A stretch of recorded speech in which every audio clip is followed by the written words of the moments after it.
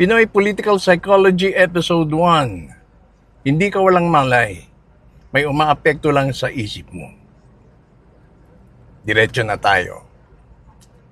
Kapag may kaguluhan sa politika, madalas may naririnig tayong ganito.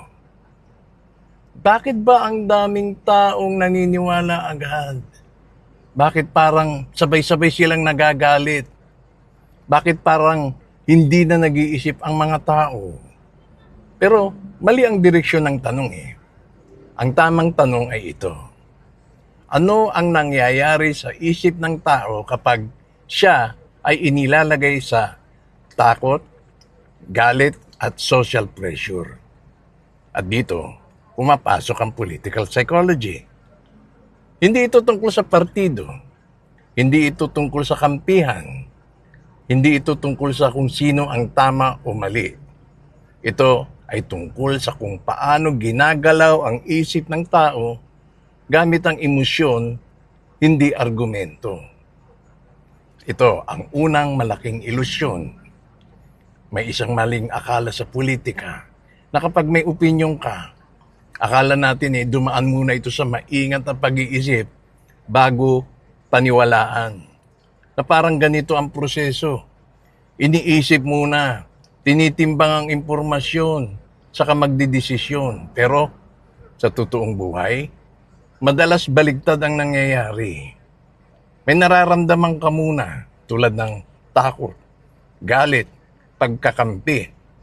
At pagkatapos lang, ay gumagawa na ang isip ng paliwanag para ipagtanggol ang nararamdaman. Ito ang dahilan kung bakit dalawang taong may parehong impormasyon ay maaaring magkaroon ng magkasalungat na paniniwala. Ngayon, itatanong natin, bakit malakas ang takot? Ang takot ay hindi lang emosyon, ito ay shortcut sa utak. Kapag takot ang tao, bumababa ang kakayahang mag-analisa. Humihigpit ang kami laban sa kanila. Mas gusto kasi ng simpleng paliwanag. Mas naaakit sa malalakas at siguradong magsalita. Hindi dahil ang tao ay walang malay, kundi dahil ang utak ay naka-wired, dinisenyo para mag-survive, hindi para mag-fact check sa gitna ng banta. Kaya kapag naririnig mo ang mga linyang, kung hindi tayo kikilos, mawawala ang lahat. Ngayon na, bago ang huli. Ito ang ating huling laban. Hindi yan aksidente. Yan ay psychological priming. Kaya magtatanong din tayo, bakit mas mabilis ang galit kaysa sa katotohanan?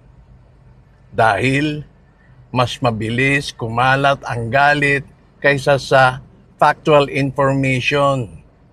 Dahil ang galit ay nagbibigay ng pakiramdam ng lakas.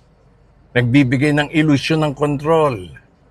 Nagbibigay ng malinaw na kaaway. Kaya sa political messaging, hindi laging mahalaga kung kumpleto ang datos eh. Kaya nga may congressman na sinampahan ng libel na pwedeng ibunton ang sisi kahit sino na lang. Nagiging target at madalas kusang sumusunod ang pagkampi doon sa gumagawa ng grandstanding. Ngayon, ano ang epekto nito sa iyo? Ito ang puntong nawawala na ang kakayahan nating mag-isip. Kapag paniniwala sa politika ay nagiging bahagi na ng identity mo, hindi na ito simpleng opinyon. Ito ay proteksyon ng sarili. Kapag inatake ang paniniwala, ganito ang pakiramdam ng isip. Inaatake ako, tinitira ako. At kapag ganito na, hindi ka makikinig. Hindi ka na magtatanong.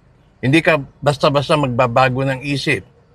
Hindi dahil ikaw ay walang malay, kundi dahil ayaw na ng isipan nating masira pa ang sariling pagkakakilanlan. Dahil naka-attach na ang iyong identity. So bakit natin ito ginagawa?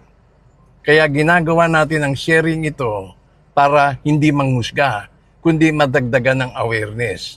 Hindi para diktahan na kung ano ang dapat isipin, kundi para ipakita kung kailan ka tinatakot, kung kailan ka ginagalit, kung kailan ka tinutulak magdesisyon at kung kailan hindi na ikaw ang may hawak ng isip mo.